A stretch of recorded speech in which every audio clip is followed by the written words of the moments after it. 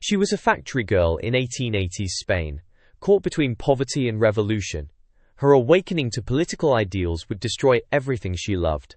But the world almost forgot Pardo Bazán's masterpiece entirely, until now. Welcome to Haberdash Books. Subscribe for new forgotten classics every week. Find the full audiobook, our Patreon, and our full catalogue at haberdashbooks.com. Links are in the description below.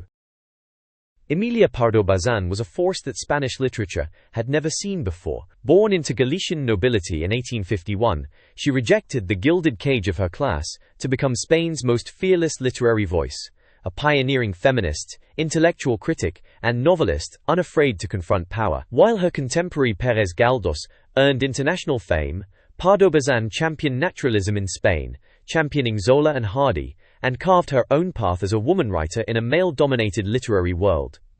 Cren's La Tribuna, published in 1883, stands as her most audacious achievement. Set in the industrializing port city of La Coruña, which she called Marineda, the novel follows Amparo, a working-class wafer seller who finds independence and purpose in a cigar factory. There, surrounded by radical political fervor and the intoxicating promise of social change, she discovers a new identity. What unfolds is not celebration but devastation, an unflinching anatomy of how idealism can destroy the lives it claims to save. Yet despite her prolific output and fierce intelligence, Pardo Bazán was gradually eclipsed. Her death in 1921 saw her legacy dimmed by male-dominated literary histories. La Tribuna vanished from English-language circulation entirely, inaccessible for over a century. Spanish literature scholars knew her brilliance, the world largely forgot. Now, in Samuel Chatwin's vibrant translation, this masterpiece of European naturalism returns a novel that anticipated the social concerns of our own age, written by a woman who refused to be silenced. A note from the translator. My first encounter with Emilia Pardo Bazán was, like many good things, quite by chance. I was browsing a small, independent bookshop in Madrid, drawn in by the scent of old paper and new possibilities, when a striking cover design for Los Pozos de Aloa caught my eye. Intrigued, I picked it up, and from the very first page, I was captivated. Here was a voice bold, intelligent, and utterly distinct. A writer unafraid to confront the complexities of human nature and society with unflinching honesty. Emilia Pardo Bazán was a force of nature in late 19th-century Spanish literature. A pioneering feminist, intellectual, and literary critic, she championed naturalism in Spain and paved the way for future generations of women writers. Her works are remarkable for their psychological depth, social commentary, and masterful descriptions of regional life. She was a woman who dared to challenge societal norms, both in her personal life and her writing, leaving behind a rich legacy that continues to resonate today. While some of her works have enjoyed excellent English editions, La Tribuna * has, until now, remained largely inaccessible to English-speaking readers. This is a great shame, for it's a brilliant and timely novel, exploring themes of class, gender, and political idealism that feel remarkably contemporary. It offers a fascinating glimpse into a pivotal moment in Spanish history, viewed through the eyes of a young, working-class woman. Pardo Bazán's empathetic portrayal of her protagonist, Amparo, and her exploration of the burgeoning labor movement make this a truly compelling read that deserves a wider audience. In approaching this translation, my aim was to capture Pardo Bazán's vibrant prose and the distinct voices of her characters. I've striven to maintain the novel's energy and the author's keen observations, from the lyrical descriptions of Marineda to the spirited dialogues that bring the cigar factory to life. There's a wonderful rhythm to her Spanish, and I hope to have echoed that in English, allowing her words to flow naturally while preserving their original flavor. I invite you now to step into the world of La Tribuna. Prepare to be moved, entertained, and perhaps even provoked by a story that is as relevant today as it was over a century ago. Samuel Chatwin, Haberdash Books, 2026.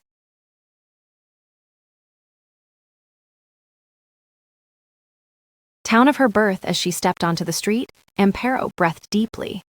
The sun, having reached its zenith, brightened everything. In the doorways, cats, curled up, presented their backs to the beneficial warmth, winking their tiger-like pupils and purring contentedly. Hens came and went, scratching. The barber's basin, hanging above the sign and surrounded by a string of already rancid molars, gleamed like silver. Solitude reigned.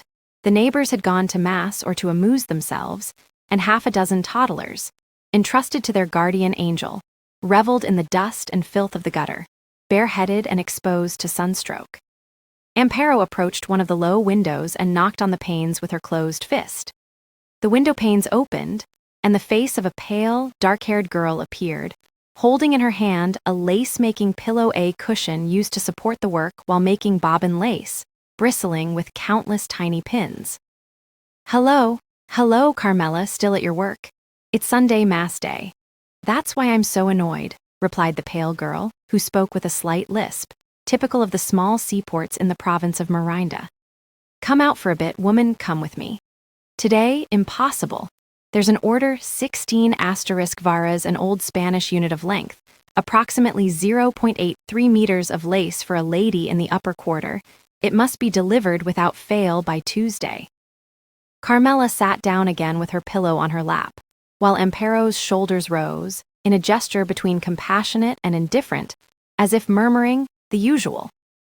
She moved away, and her feet descended with great agility the steps of the marketplace, then full of cooks and vendors, and threading her way among baskets of chickens, eggs, and cheeses, she emerged onto San Efrain Street, and then into the church atrium, where she stopped, dazzled. All the luxury that a Sunday displays in a provincial capital was gathered before the portico, which people crossed with the majestic gait of well-dressed and composed individuals, pleased to be seen and mutually resolved to respect each other and not to cause shoves. The ladies queued, awaiting their turn, adorned and solemn, with much lace mantilla, a type of lace or silk veil worn over the head and shoulders, often over a high comb, by women in Spain, many gilded prayer books, many gold and mother-of-pearl rosaries, the mothers dressed in black silk, the marriageable daughters in vivid colors. Upon reaching the wicket gates beyond the portico that gave entry to the nave, there were rustles of starched petticoats, soft pushes, gentle elbows, the agitated breathing of obese ladies, crossings of rosaries that got caught on a lace or a fringe, honeyed phrases with a hint of vinegar, such as, "Oh, excuse me, they're pushing me, madam. That's why I don't pull like that. The ornament will break, excuse me." Amparo slipped among the group of Miranda's high society and entered the church. Towards the presbytery, the young ladies positioned themselves, kneeling with studied grace, so as not to wrinkle their christening clothes, and as their heads were bowed, one could see their white napes, and some narrow sole of an elegant little boot would roll up the folds of their silk skirts.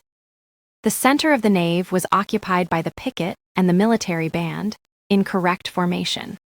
On both sides, rows of men looked at the ceiling or the side chapels, as if they didn't know what to do with their eyes. Suddenly, the gold and colored glimmer of a tissue chasuble shone from the high altar. The congregation fell into an even deeper silence. The ladies opened their books with their gloved hands, and at once the priest murmured the introit, and the brass band burst into a sonorous chord, playing the profane notes of Traviata asterisk, precisely the ardent and feverish measures of the erotic duet from the first act.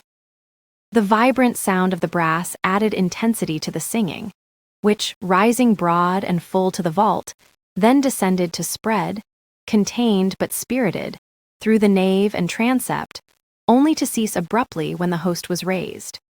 When this happened, the powerful and magnificent royal march burst from the martial instruments, though at intervals the mysterious tinkling of the acolyte's bell could still be heard from the altar. Upon leaving, the parade repeated itself. By the font, 3 or 4 of those who were no longer called dandies, nor yet asterisk gamosos, a slang term for a foppish young man, but pollos literally chickens, here meaning young, stylish men, and gallos literally roosters.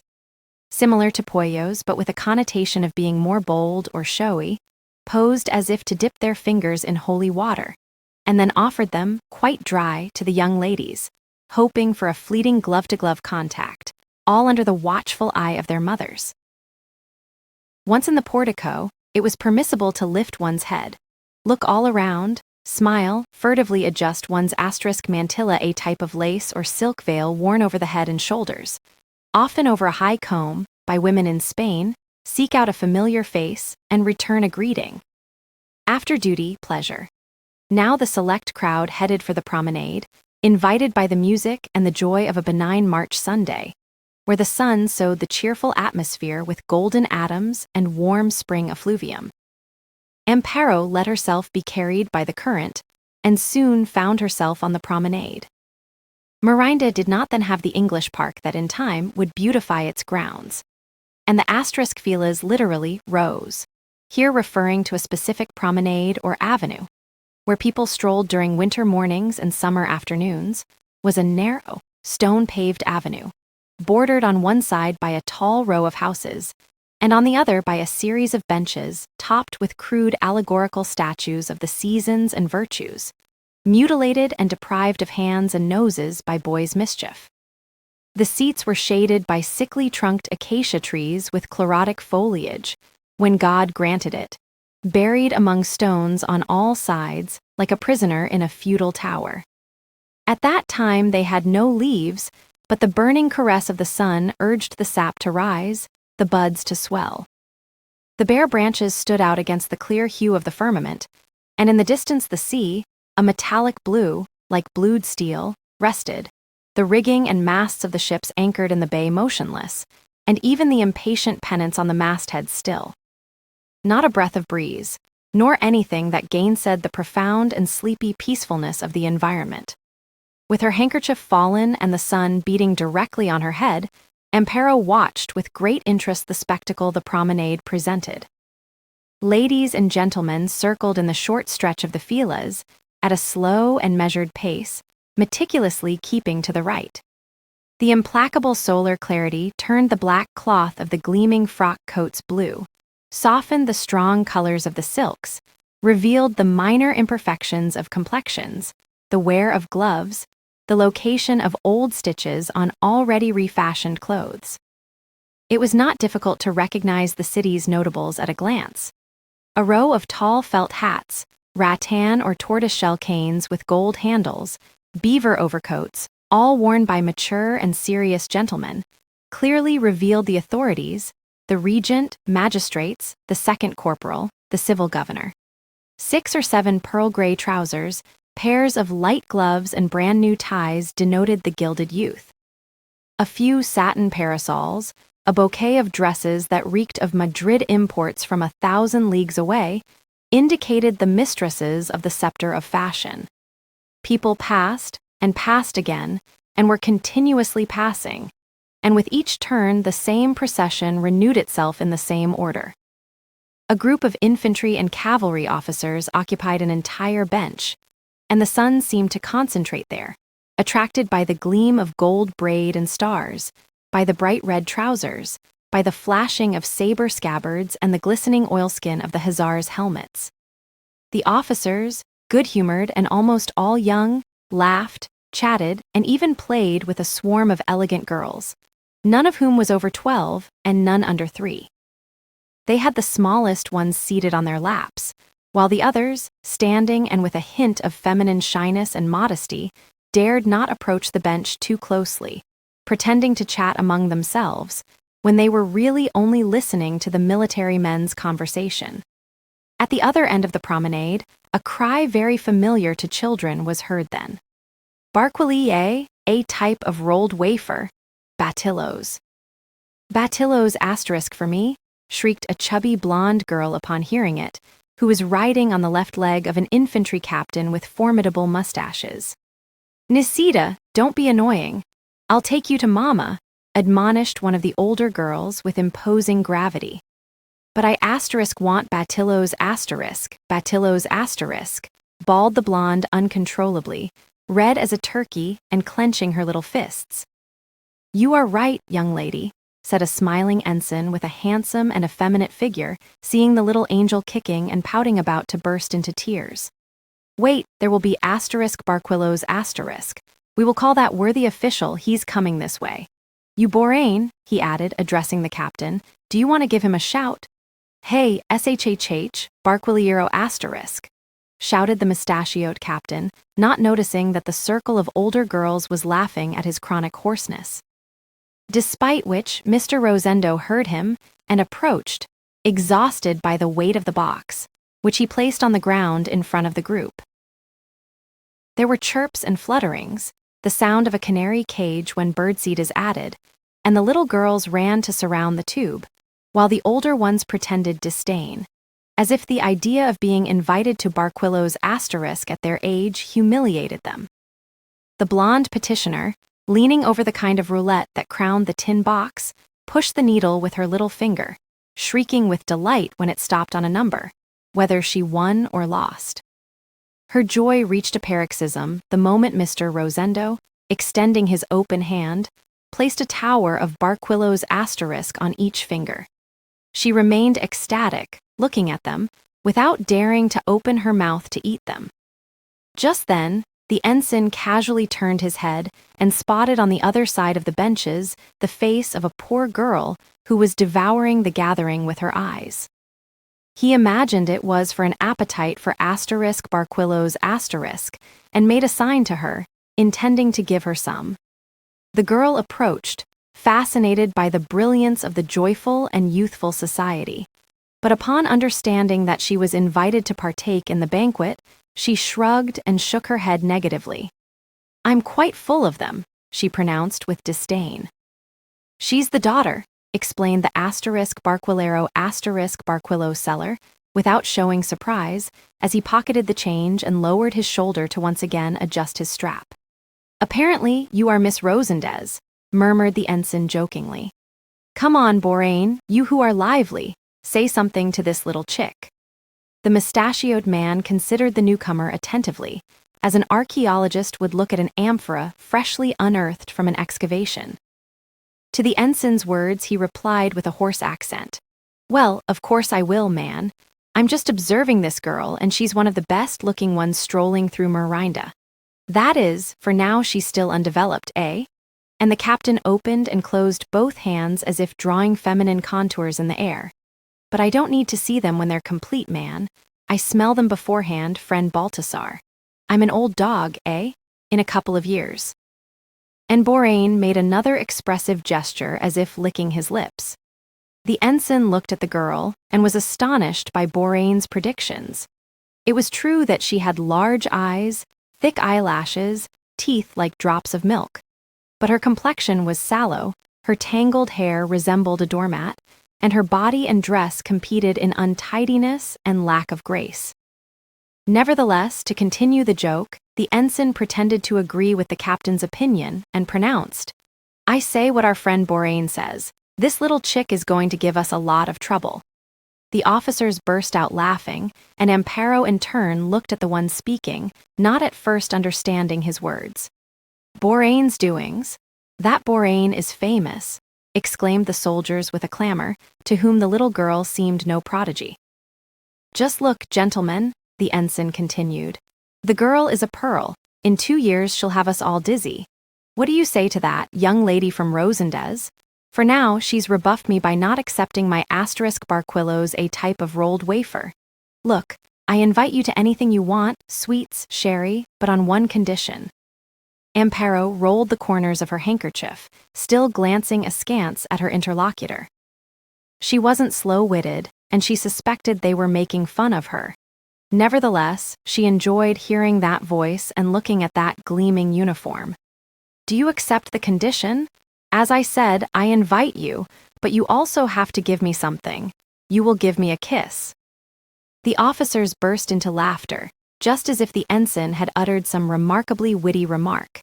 The older girls turned away, pretending not to hear, and Amparo, whose dark pupils were fixed on the young man's face, suddenly lowered them, wanted to unleash a fresh street retort, felt her voice catch in her larynx, flushed from her forehead to her chin, and ran off as if the devil were after her. The Tribune Emilia Pardo Bazán. You've just heard the translator's foreword and Chapter 1 of La Tribunitis. Find the complete audiobook and discover more forgotten classics at haberdashbooks.com and subscribe for weekly episodes.